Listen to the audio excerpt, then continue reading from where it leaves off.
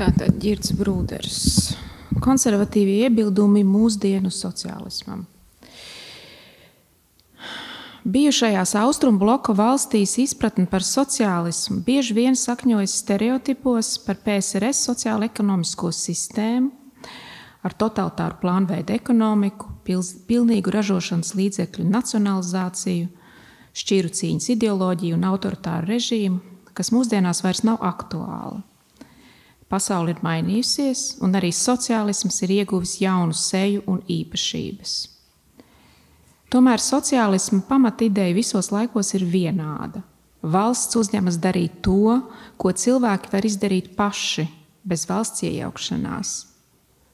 Tas noved pie stāvokļa, ka valsts pārāk daudzos gadījumos veic izvēli savu pilsoņu vietā, nosakot vienīgās pareizās izvēles un tā ierobežojot individu brīvību.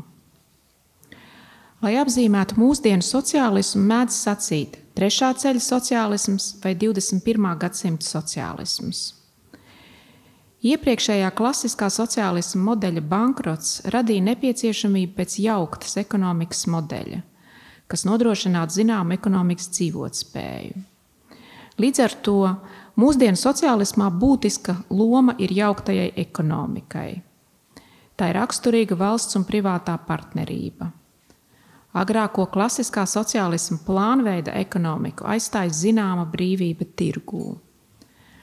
Valsts plaši praktizēja ieplānotus pasūtījumus privātajiem partneriem, ar kuru palīdzību sociālistu politiķi netieši mēģina virzīt ekonomiku sev vajadzīgajā ideoloģiskajā virzienā.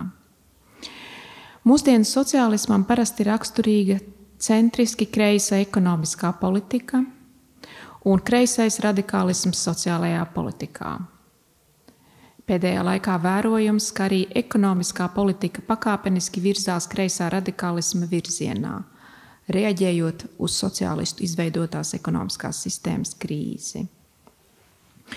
Šķiru cīņas ideoloģija mūsdienās aizstāja intersekcionalitāte. Tā ir atziņa, ka indivīdi vai nu cieš no apspiešanas, vai arī bauda privilēģijas, kuras nosaka piederība noteiktai šķirai, rasei, dzimumam un seksualitātei. Mūsdienu sociālisms savas ideoloģijas ietveros cenšas izskaust šīs nevienlīdzības formas. Būtiska loma ir arī tā dēvētajam vides taisnīgumam. Politiski svarīga ir ekoloģiskās krīzes ideoloģisko dogmu atzīšana un ar tām saistīto ilgtspējīgas prakses pasākumu ieviešana. Mūsdienu sociālisms savā ideoloģijā uzsver liberālu demokrātisko praksi. Sociālisma līderi parasti nāk pie varas demokrātisku vēlēšanu ceļā un veic mūsdienu sociālisma ideoloģijai atbilstošas reformas demokrātiskajās struktūrās. Šo stratēģiju dēvē par ilgo gājienu caur institūcijām. Senāk praktizēto revolucionāro un konfrontējošo metožu vietā modernā stratēģija ir pakāpeniski pārņemt ietekmi un kontrolēt dažādas valsts institūcijas, piemēram, izglītību, plašsaziņas līdzekļus, valdības un kultūras organizācijas. Problēmas labākai izpratnē ir svarīgi piezīmēt, ka sociālisma politiku bieži vien realizē partijas, kuru nosaukumā nemaz nav norādes uz sociālismu. Partijas pat sevi formāli pozicionē kā centrisks vai pat konservatīvs. Tomēr izvērtējot partijas programmu, tajā atrodams pilns dažādu modernā sociālisma atziņu spektrs. To varam novērot arī Latvijā. Mūsdienu sociālisms tiešu aizliegumu un represiju vietā biežāk izmanto dažādas uzvedības ekonomikas metodes. Izplatītākā no tām ir pamudināšana, angliski nudging, kuru izmanto valsts iejaukšanās pasākumu izstrādē. Ar likumdošanas regulāciju un nodokļu politiku neuzkrītoši ietekmējot cilvēku uzvedību nepieciešamajā virzienā. Šādā veidā tiek būtiski ietekmēta grupa vai individu uzvedība un lēmumu pieņemšana. Raksturīgs šādas manipulācijas piemērs ir vakcinācijas politika pret Covid-19. Tā formāli nebija obligāta, bet valdības noteikumi nostādīja cilvēkus tādā situācijā, ka pēc būtības bez vakcinācijas nebija iespējams pilnvērtīgi dzīvot un strādāt. Pamudināšanu, nudging, izmanto dažādās jomās, lai veicinātu sociālistisku domāšanas veidu un tam atbilstošu individu izvēļu veikšanu un paradumu maiņu gan ekonomikas, gan arī sociālajā sfērā. Ar popularizāciju valsts apmaksātajos medijos, valsts atbalsta subsīdijām un nodokļu politiku veicina noteikta veida uzvedību. Piemēram, cilvēku dalību enerģijas ražošanā un elektrisko transporta līdzekļu iegādē, padarot sociālistu politiķu atbalstītās izvēles redzamākas, pievilcīgākas vai ērtākas. Ir radīta situācija, kurā daudzas ekonomikas nozares ir gandrīz pilnīgi atkarīgas no valsts subsīdijām, lai spētu sekmīgi darboties un gūtu peļņu. Uzskatāms paraugs ir iespējamā lauksaimniecības atbalsta maksājuma samazināšana, kas var novest pie tā, ka daudz lauksaimnieki zaudēs spēju uzturēt savas saimniecības un izputēs. Mūsdienu sociālisms bieži uzsver dažādu sociālo pakalpojumu nozīmi. To nodrošināšanai vairāk pelnošos uzņēmējus papildus apliek ar progresīvo ienākuma nodokli. Pamudināšanu var izmantot, lai veicinātu cilvēkus aktīvi piedalīties valsts organizētajā ienākuma pārdalē, tādā veidā palielinot atbalstu arvien lielākai uzņēmēju aplikšanai ar nodokļiem. Būtiska loma pamudināšanai ir arī iekļaujošas politikas īstenošanā. Intersekcionālisma principus atbalstošas regulācijas un likumdošanas paketes, lai cīnītos pret nevienlīdzību sociālistu ideoloģiskā izpratnē, noved pie tā, ka valsts iejaukšanās cilvēku privātajā dzīvē palielinās vēl vairāk. Šādu politiku popularizē kā sociālā taisnīguma ideālu, mudinot valsts iejaukšanos ne tikai pasīvi pieņemt, bet pat izrādīt personīgu iniciatīvu atbilstoši kreisajiem sociālā taisnīguma principiem. Darba tirgus regulācijās izmanto pamudināšanu, kas veicina nodarbinātības praksi intersekcionālisma principu izpratnē. Privātajā sektorā mudina ieviest dzimumu un dažādu minoritāšu kvotas, veikt pretdiskriminācijas, iekļaušanas un dažādības apmācības. Minētie ideoloģiskie pasākumi savukārt atgriezniski ietekmē valsts ekonomiku. Tie uzliek uzņēmējiem papildus pienākumus, kas rada izdevumus, kuri attiecīgi sadārdzina ražoto produkciju un sniegtos pakalpojumus. Sociālistiskās ideoloģijas ienākšana ekonomikas sfērā nav vienīgā mūsdienu sociālisma ēnas puse. Visaptverošas pamudināšanas sistēmas radīšana kļūst par paternālismu formu un smalkas, maigās tirānijas veidu. To raksturo pamudinājumu pasākumu pārredzamības trūkums. Visbiežāk individiem ir grūti uzzināt, kad un kā viņi tiek ietekmēti. Cilvēki neapzinās slēptos mudinājumus, kas cenšas pārveidot viņu uzvedību.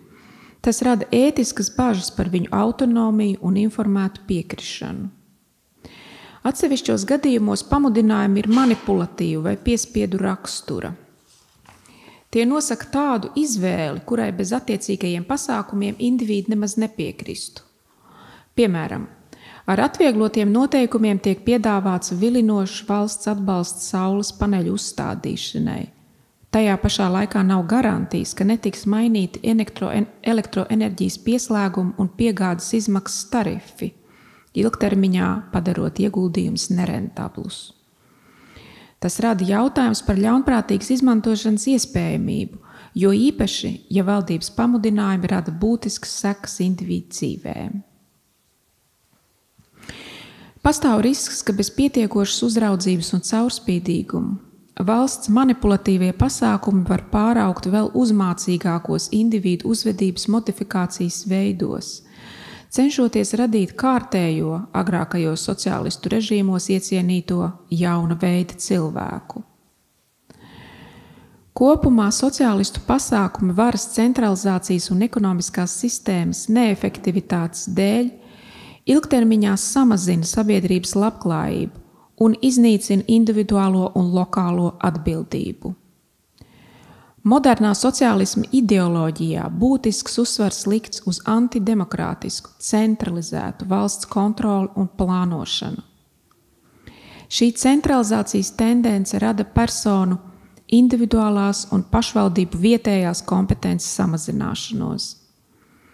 Arvien vairāk uzsver prasību visiem veikt izvēles pēc viena rīcības scenārija, kas raksturīgs totalitārām sociālistiskām valstīm. Taču cilvēku sabiedrībās pastāv perspektīvu, prioritāšu un interešu dažādība. Tāpēc par utopisku jāuzskata ideja, ka visi indivīdi piekristu vienai rīcībai. Viena rīcības scenārija uzspiešana ierobežo individuālo autonomiju un rīcības brīvību, kas savukārt rada politisku apātiju. Izveidojas stāvoklis, ka tie, kas atrodas centralizētās sistēmas nomalē, neko būtiski ietekmēt nevar. Tā saucamā labklājības valsts rada būtisku individu atkarību no valsts, veselības aprūpes, izglītības un sociālo pakalpojumu jomā. Šāda sistēma lielā mērā samazina individuālo pašpietiekamību un atbildību par savas rīcības sekām. Stāvoklis, kad māte valsts pārmērīgi rūpējas par iedzīvotājiem, samazina arī ekonomisko aktivitāti, liek šķēršļus brīvai iniciatīvai un inovācijai. Ja ir liels ienākuma nodoklis un liela sociālie pabalsti, sabiedrībā samazinās motivācija strādāt un inovēt. Parasti šādas stagnācijas apstākļos valsts birokrātija mēģina centralizēt uzņemties arī inovāciju stimulētājas lomu. Tā pārņem privātā kapitāla funkcijas un rada tā saucamos biznesa inkubatorus. Centralizētas valsts birokrātijā lēmums pieņem lēni. Valsts nespēja saulaicīgi reaģēt uz mainīgajām vajadzībām. Tas arī nosaka šādas sistēmas mazo ekonomisko atdevi, salīdzinot ar kapitalistiskajiem ASV startupiem, kuru primārais finansēšanas avots ir privātais kapitāls. Valsts un privātā sektora partnerība, kas populāra mūsdienu sociālismu jauktajā ekonomikā, rada pateicīgus apstākļus varas ļaunprātīgai izmantošanai un korupcijai. Uz šo nevēlamo tendenci norādījis konservatīvais ekonomists Tomas Sovels rakstot. Mēs nevaram paļauties tikai uz cilvēka godprātību un nekļūdīgumu, kad runa ir par rīkošanos ar citu cilvēku naudu. Šos riskus var novērst tikai tad, ja attiecīgās aktivitātes veids privātais kapitāls bez valsts iesaistes. Parasti publiskā un privātā sektora partnerībām sociālistu izveidotajā valsts pārvaldes sistēmā raksturīgs pārredzamības trūkums. Aizbildinoties ar komerc noslēpumu, noslēgtie līgumi pilnā apjomā nav pieejami. Tādējādi ir grūti saprast partnerības noteikumu un nosacījumu atbilstību patiesai situācijai tirgū. Šāds pārredzamības trūkums valsts līdzekļu tērēšanā rada labvēlīgu vidi korupcijai. Pastāv arī atbildības trūkuma risks. Valsts un privātajām struktūrām sadalot pienākumus, nav skaidrs, kurš ir atbildīgs par nesekmīgiem kopējā projekta rezultātiem.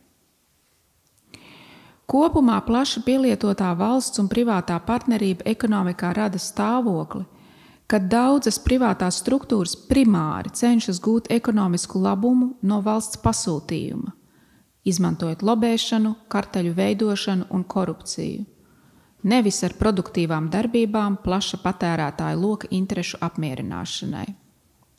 Kā piemēram šeit var minēt būvniecības nozari. Tajā publiskā pasūtījuma īpatsvars sasniedz apmēram 60% no kopējā būvniecības tirgus apjoma. Parasti dāsni finansēts publiskais pasūtījums nozarē veicina būvniecības cenu pieaugumu un rada grūtības mazākiem privātajiem komersantiem maksātspējā konkurēt ar lielajiem subsidētajiem valdības projektiem. Sociālistu lielās valsts birokrātiskā sistēma izraisa administratīvu neefektivitāti. Paiet ilgs laiks, kamēr sistēma tiek galā ar pašas radīto regulāciju un jauno lēmumu harmonizāciju. Pārmērīga un lēna birokrātija kavē privātās uzņēmēju darbības attīstību, liekot ilgi gaidīt dažādas atļaujas un certifikācijas. Tā kā valsts ir dziļi iesaistīta ekonomikas plānošanā un pakalpojumu sniegšanā, pastāv arī bažas, ka valsts resursi birokrātiskas rutīnas dēļ tiek sadalīti neefektīvi, radot izšķērdību un sabiedrībai nevajadzīgu infrastruktūras objektu būvniecību. Bieži vien īsteno projektus, kurus privātais kapitāls neuzņemtos pieprasījuma trūkuma dēļ. Plaši zināma ir arī sociālisma vēsturīgā nelabvēlība pret ģimeni, kuru ideologi uzskata par kapitālismu pamatvienību un valsts konkurenti bērnu audzināšanā. Līdz ar to politika, kas vērsta uz privāta īpašuma lomas mazināšanu ekonomikā un tā kontroli no valsts puses, neizbēgami noved pie laulības un ģimenes lomas mazināšanas sociālajā dzīvē. Aprūpe ģimenei ir privāts aprūpes forma, kurai pretī liek sociālistisku, valsts līmenī organizētu nespējīgo cilvēku aprūpi. Tas individos psiholoģiski mazina nepieciešamību pēc bērniem. Viņu apziņā nostiprinās atziņa, ka vecumdienās par mani parūpēsies valsts. Sociālisma ideoloģija veicina arī bērnu atbildības mazināšanos, atsakoties no personiskām rūpēm par vecākiem un vecvecākiem. Rezultātā notiek ģimenes saišu vājināšanās. To pastiprina apstāklis, ka valsts apstrīd arī vecāku tiesības un ģimenes suverenitāti, ar regulācijām nesamērīgi iejaucoties ģimenes iekšējās attiecībās. Sociālistu monetārā politika, kas stimulē inflāciju, rada lielus riskus ģimeņu iztikai un parādu pārvaldībai.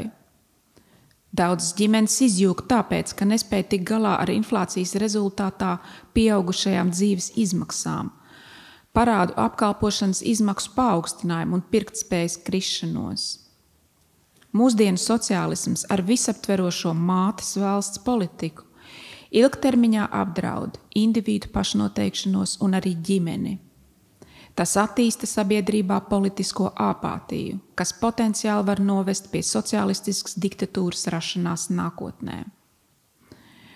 Nosacīti labākais scenārijs būtu vispārēja Eiropas Savienības ekonomikas krīze, stagnācija un liela inflācija, kuras pazīmes jau varam novērot.